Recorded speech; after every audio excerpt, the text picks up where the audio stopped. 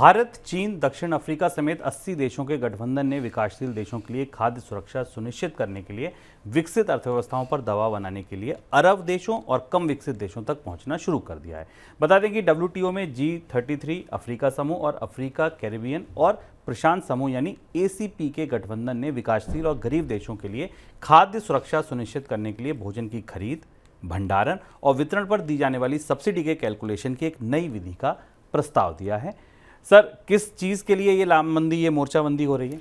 WTO के तहत जब दुनिया के देशों के बीच में समझौते हुए थे तो उसमें कृषि पर समझौता एक महत्वपूर्ण था और भारत भी उस समझौते का हिस्सा था। उस समझौते के तहत तय किया गया था कि दुनिया के देश अपने देश में खाद्य उत्पादन को बढ़ावा देने के लिए, फूड सिक्योरिटी को निर्धारित करने के लिए एक निर्धारित सीमा तक की सब्सिडी दे सकती हैं। सब्सिडी देने के लिए एक मूल्य तय किया गया था, अलग अलग फसलों पर उसकी किस कीमत पर कितनी सब्सिडी दी जा सकती है।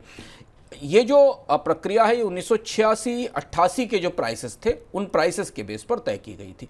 अब दुनिया में अनाज की कीमतें बढ़ी, लागत बढ़ी और उस हिसाब से सब्सिडी की राशि बढ़ाने की भी नौबत आई है। एक नए तरीके की पेशबंदी WTO में दिखाई दी जिसमें भारत और चीन भी साथ साथ है।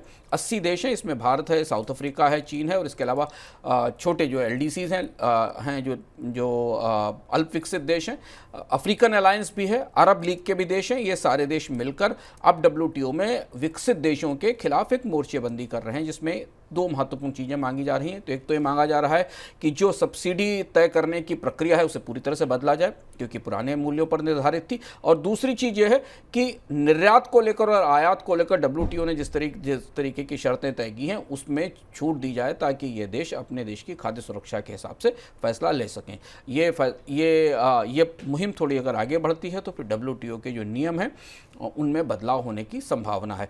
ये मुहिम इस दृष्टि से भी है और महत्वपूर्ण है क्योंकि दुनिया में खाद्य महंगाई तेज़ी से ऊपर बढ़ी हुई है। भारत ने अपने यहाँ से चावल का निर्यात, गेहूं का निर्यात प्रतिबंधित कर रखा है। हमने पिछले साल देखा था कि एशिया के कुछ देशों ने भी अपने यहाँ से खाद्य तेल के निर्यात पर भी सीमित आधार पर पाबंदी लगाई थी। दुनिया का खाद्य बाजार खासे उथल पुथल से गुजर रहा है, उस बीच ये मुहिम WTO में शुरू हुई है।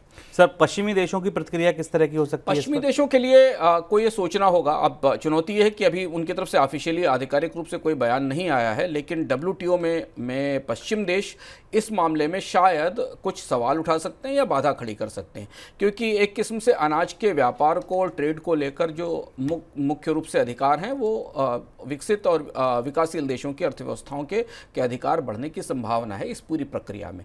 हालांकि अगर आप कोविड के दौरान और कोविड के बाद की परिस्थितियां देखें तो यूरोप और पश्चिम के देश भी मान रहे हैं कि दुनिया के खाद्य कारोबार में थोड़े फेरबदल ज़रूर होने चाहिए, और इसका सबूत यह है कि जब युद्ध हुआ था तो पश्चिमी देशों की अगुवाई में ही वो डील हुई थी अनाज की, जिस डील से बाद में रूस बाहर निकल गया। तो इसलिए खाद्य बाजार को लेकर पश्चिम देशों के नज़रिए में थोड़ा बहुत इसके बाद बदलाव आ सकता है, लेकिन देखना होगा कि इस नई मेथोडोलॉजी पर यूरोप और अमेरिका जैसे जो प्रमुख देश है उनका क्या रुख आता है।